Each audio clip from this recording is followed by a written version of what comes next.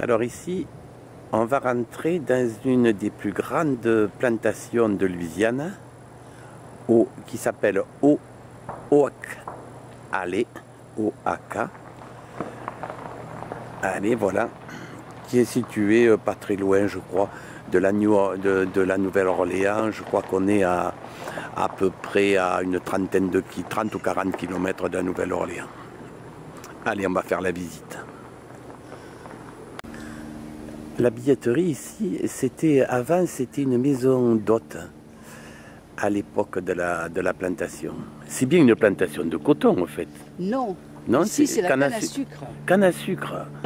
Ah, j'allais dire. Ah, ben oui, oui, d'accord. C'est la canne à sucre. C'est la canne à sucre, d'accord. Voilà les quelques maisons des esclaves de l'époque qu'ils ont gardées. Voilà. Alors, je répète, c'est une plantation de canne à sucre. Hein, ici. Ouais, les arbres sont impressionnants. Et je crois qu'il y a une voûte qui mène à la maison des maîtres, complètement là-bas derrière, on va voir. Voilà, c'est le quartier des esclaves qui restait tel quel. Alors là, on est bien sûr, je crois qu'on est en 1835, là. Les esclaves qui coupaient la canne à sucre. Et voilà dans quoi dormaient les esclaves. Quartier des esclaves, on est dans le quartier des esclaves.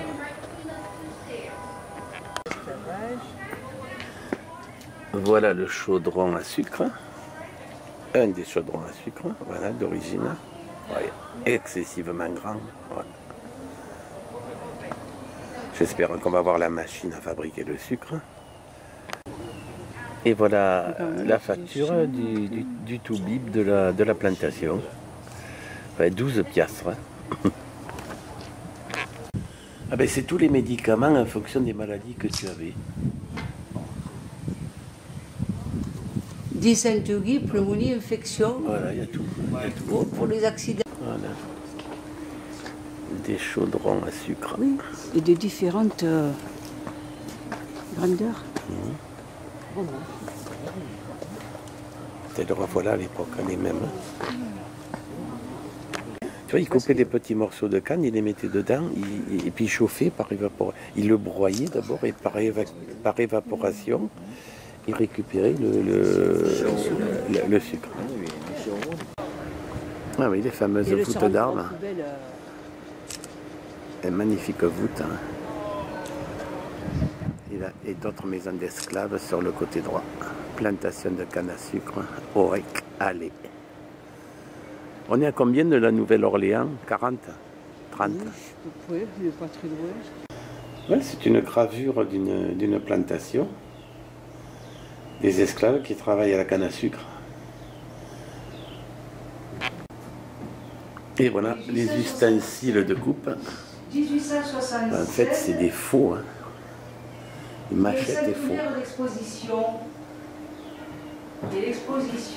Des machettes et des faux.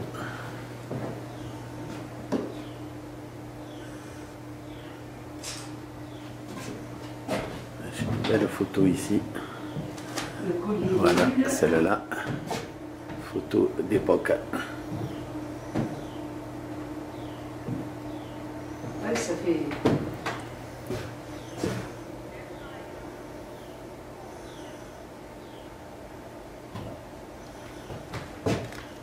C'est, hein? Ouais. Regardez, ici le baume tranquille. La quinine qui commençait à apparaître déjà. Les fringues typiques. À gauche, les hommes, à droite, les femmes, des esclaves de la canne à sucre. Voilà, ils connaissaient déjà les WC. Alors, celui-là, les ronds, c'est pour les hommes. Et la petite lune, c'est pour les femmes. Voilà. Alors voilà le grand chaudron. Le principal chaudron de Oak de la plantation. Voilà, l'allée principale où étaient logés les esclaves. Alors ici, le prix, la durée de la visite, c'est un peu moins d'1 heure. Et le prix, si vous êtes senior de plus de 65 ans, vous allez payer à deux 39 $. 39 $ par couple. Ah, il est magnifique cet arbre. C'est impressionnant. Et gigantesque il est. Le prix de ceux qui coûtent. Voilà, et on vient de visiter ce quartier que vous voyez là d'origine au début du 19e siècle. Il y a un créole, alors lui il coûtait, où il là, avait vous été avez acheté, le prix des esclaves. 500. Voilà. Il y en a 1000 $. Vous avez la définition de l'esclave. Oui, le nègre, le créole, le mulâtre. Et leur âge. Avec leur âge. Angèle, 20 ans, créole, nègre, 600 $. Oui.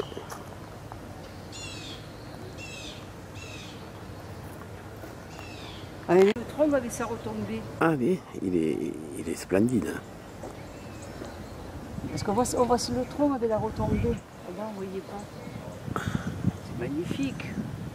C'est des arbres centenaires, ça. Plus. Oui. Plus que centenaires, oui. De petits. On repart. Hop. Petit écureuil.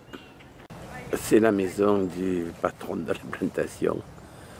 Et on voit bien la maison avec les colonnes et la maison de Louisiane.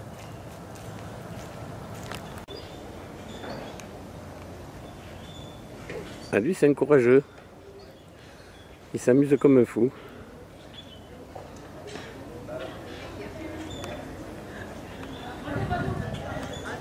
Voilà la maison de maître.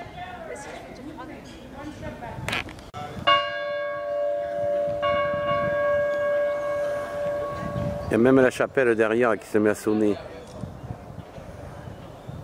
On va la visiter cette maison. Trop tard. Voilà les allées typiques en Louisiane des maisons de maître des plantations. Ici. Et voilà, nous sommes à Laura Plantation. Alors ici, beaucoup de gens parlent français. D'ailleurs, regardez au mur, vous avez Napoléon, Joséphine. Et ici, la différence avec le Hoac, allez, ici, beaucoup de gens parlent français. On a des guides français, ce qu'on va prendre d'ici, je crois, 2-3 minutes. Ici, on a même des bouquins en français, regardez. Ouais. Mais parce que Laura, c'était une créole, hein, la patronne de la plantation.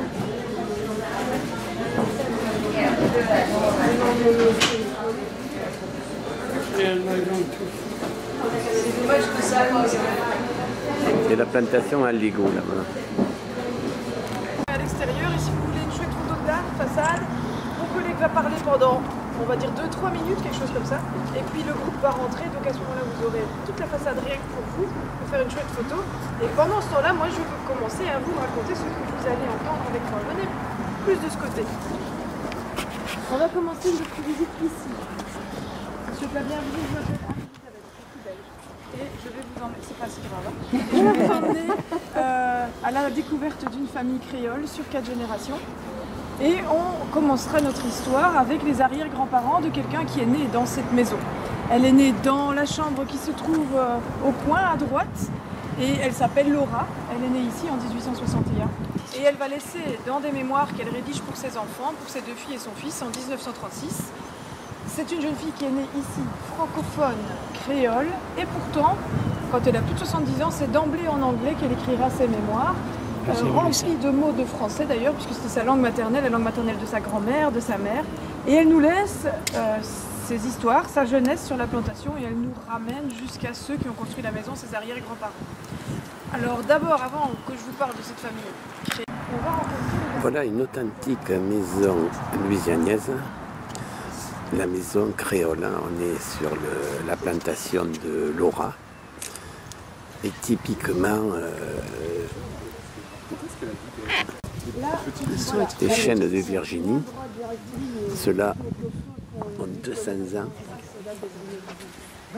Voilà, ils peuvent vivre jusqu'à 6 siècles, paraît-il. Et ils sont à feuillage persistant, ils ne perdent jamais leurs feuilles. Alors, à savoir que les plantations créoles sont des plantations typiquement françaises, parce qu'ici, dans ces plantations, il y avait des Sénégalais, donc qui étaient en fait des Français, et puis beaucoup d'émigrés qui venaient de France pour peupler un peu tous les bords du Mississippi. La marine française et la marine française à l'époque, ils vont aider les futurs États-Unis d'Amérique à se débarrasser des Britanniques, à gagner leur guerre d'indépendance. Et c'est ce qu'il va faire, il va participer à plusieurs batailles, notamment la bataille de Yorktown, où vous avez la flotte française qui était envoyée pour essayer de bloquer l'entrée dans la baie de la flotte anglaise, et pendant ce temps-là, les troupes au sol, qui sont dirigées par George Washington, qui sera le premier président américain, permettent de gagner la bataille de Yorktown. Il sera blessé, Guillaume, pendant cette bataille d'ailleurs. Et lui, quand il prend la mer, quand il traverse l'Atlantique, la Louisiane n'est déjà plus une colonie française. Elle a commencé en tant que colonie française 1699-1763, et puis 1763, Napoléon, elle est espagnole, la Louisiane.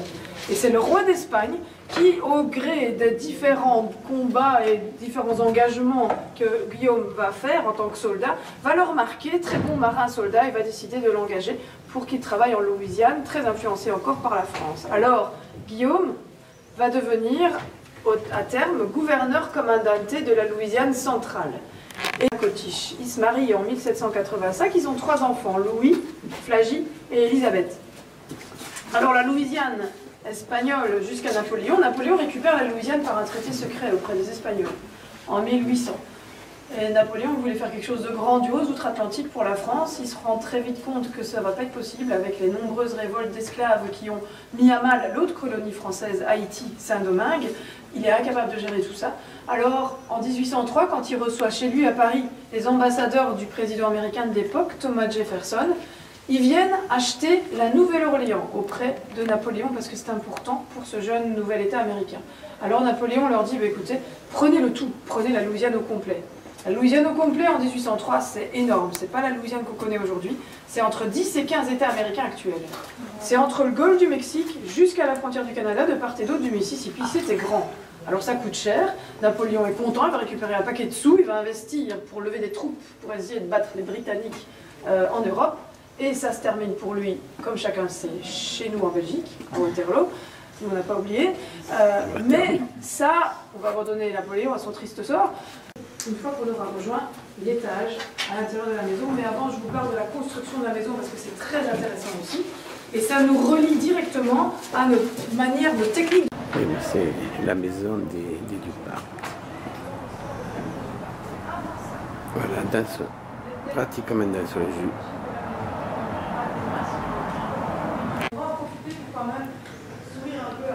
Voilà, il se décidait d'avenir de la plantation.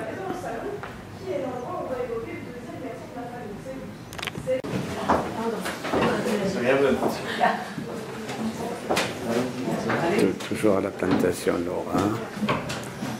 Voici où elle est née. Berceau dans son jus.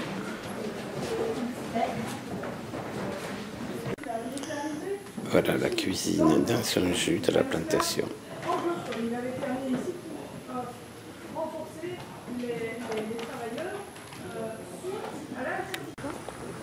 Voici les fondations de des cuisines d'origine.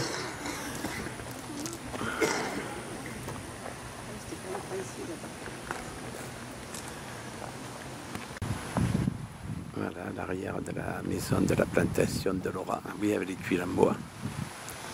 Voilà, et les cuisines d'origine de l'époque ici, qui étaient un petit peu plus grandes, on voit les fondations au sol. Et le puits au fond. Voilà l'ancien potager, dans son jus d'ailleurs. Si tu veux, on peut la refaire en anglais, maintenant qu'on a tout compris. Voilà la maison, dans son jus, de la propriétaire Nanette, de la plantation Laura, qui aurait pris un boulet de canon d'une canonnière du Mississippi sur le côté droit, que l'on voit ici, non restauré.